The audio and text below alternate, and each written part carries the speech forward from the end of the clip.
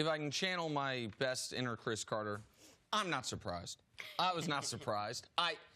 This is exactly what we've talked about since about Game 1. Game 5, we sat here and I said, LeBron does not look like LeBron. Game 8, 9, I said, I don't know how much longer we're going to have passive LeBron where the offense is not running through him. And they had a bad record through 10 games. Shortly thereafter, Rondo gets hurt. And color me shocked, LeBron and the Lakers shortly thereafter realized, oh yeah, when LeBron's on the court, no matter who else is out there, it's probably best things run through him. And this was a really interesting article by Brian Windhorst that had this nugget, talking about how over the last 10 games, Second Spectrum says LeBron's been having the ball in his hand for nearly a full minute more than the first 10 games. That might not sound like a lot, but at the pace the Lakers play, that actually is a lot because there's not a lot of time where they're just in the half court. It also said that while in the beginning, Luke Walton would call plays when LeBron was running the point and LeBron would brush him off, Luke Walton then shortly thereafter stopped calling plays when LeBron was running the offense, which, by the way, credit to Luke Walton. Right. That's something David Blatt was never able to really accept, and it caused one of those rifts between the player and the coach. Luke Walton was able to set his ego aside and say, LeBron's vision of what is best in this setting from the top of the key is far better than mine from the bench. He has a better feel for the game, a better eye for the game. And so I don't look at this as conflict. I look at this as the coach and the best player realizing, almost coming to a symbiotic relationship, if you will, where they both understand what's best for the team, certainly given Rondo's injury. Yeah, I'm not going to have a word that's going to rival that one, but I'm going to try to give you some other information that people might draw the same conclusion. Number one, when you watch Golden State, and when you watch them when they're at full strength, and this is not to discredit Steve Kerr, but you watch how much free-flowing their offense is. Sometimes, when they're at their best, he trusts Steph, because of Steph's instinct to be able to run the ball club. They don't call a lot of plays when Steph is handling the ball. Now you see it with Steph out, Draymond out. He's calling a lot more plays, a lot more sets, because they don't have someone who has the natural basketball instinct in the field to be able to run. So now the coach has to take over more. Now, as far as LeBron, people just assume with Lonzo Ball, LeBron coming, him being at this stage of his career, that he's going to play off the ball even more. But one of the reasons why LeBron will be able to rival Michael Jordan in the conversation of one of the greatest players ever, and it was the thing Kobe Bryant didn't have. Kobe Bryant does not have what LeBron's doing now, to be able to facilitate the offense that we're going to take the best shot, and that doesn't include me shooting. And that's why LeBron, and that's part of LeBron's greatness. If you have LeBron play off the ball at this stage of his career, you are not taking advantage of his overall basketball IQ, his instincts, his ability to pass the ball, what he is seeing, and especially with Lonzo Ball is not a traditional point guard. Yeah. He's not a guy. When they get the rebound, give it to Lonzo. Lonzo is looking to throw the ball up 35, 40 feet.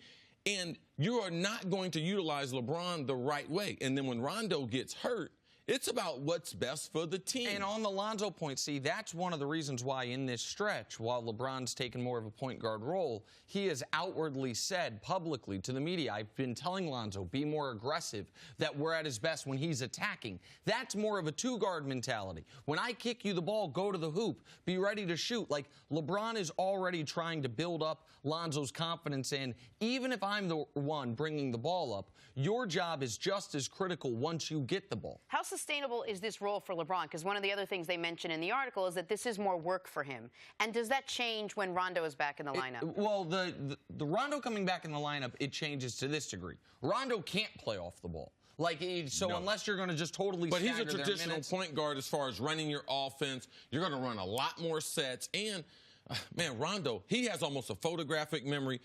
Doc Rivers said he's the smartest basketball player he's ever been associated with. So you have more confidence in what he can do, and his skill set matches LeBron being off the ball. And Rondo, even though that was the acquisition in free agency other than LeBron I liked the most, if Lonzo comes on stronger than he has, and you see how the Lakers do in the stretch without Rondo, Rondo could be a piece that's moved for shooting. Could be a piece that, you know what, if LeBron is going to play this role, that's something, and Lonzo's playing well. We don't need that high level of a secondary point guard. But as far as workload, this is the only role LeBron has ever played in his career.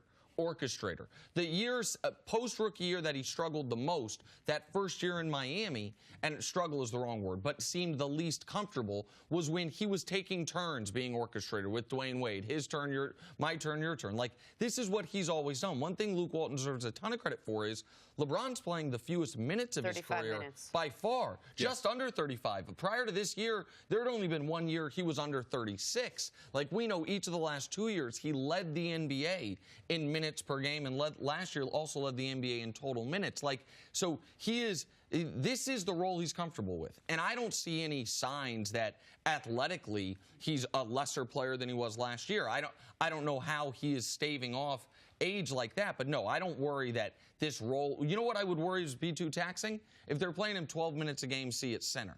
If they were like, hey, we're going to go small and have you banging down low, because he's never done that high minute-wise. This is what he's always done. This is what he's always done. And as far as he has the ball more, you said time of possession, he's got the ball a minute more per game, but he's playing almost at an all-time low as far as minutes. That's why I'm not worried as far as his usage. And as LeBron gets older, man, him passing the basketball is so natural. He will always be able to do that. So for me, you can't take away one of the unique skills that he has, not only to pass the basketball, but how he sees the game. He makes them so much better. He makes all the players around him so much better when he's the point guard compared to what their other options are when Rondo's hurt. Given these last 2 games, these next 3 are important. Home games against Indiana, Dallas, and Phoenix, all winnable games. All games the Lakers will be favored in. See how they do coming to these next 3 games over the weekend. Thanks for watching. Subscribe here to get the latest from the show. Also, be sure to check out more of the best clips from First Things First, or go watch a few segments from our other shows on FS1.